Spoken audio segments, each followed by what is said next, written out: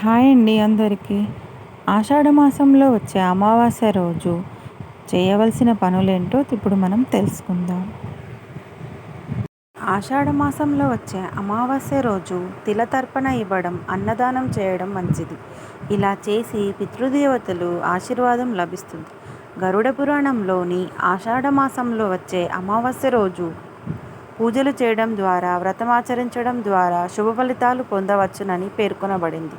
అమావాస్య వ్రతం రోజు నది స్నానము, పుణ్యతీర్థ స్నానము చేయడం నుంచి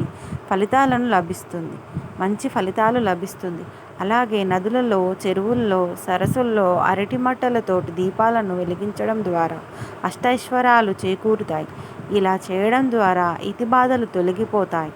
ఆషాఢ అమావాస్య రోజు పితృదేవతలకు పూజించడం, శివపూజ, శని పూజ, హనుమాన్ పూజ చేయడం ద్వారా సత్ఫలితాలు పొందవచ్చును. ఇంటి ముందు దీపాలను వెలిగించడం ద్వారా కోరుకున్న కోరికలు నెరవేరుతాయని ఆధ్యాత్మిక పండితులు సూచిస్తున్నారు. అలాగే పితృదేవతలకు తర్పణ వదలడం, పితృపూజలు చేయడం వంటివి మంచి ఫలితాలు ఇస్తుందని శాస్త్రాల్లో చెప్తున్నాయి. అలాగే ఆషాఢంలో వచ్చే అమావాస్య రోజు గంగా నదిలో స్నానమాచరించి పితృతర్పణలు వదలడం శుభ ఫలితాలనిస్తుంది.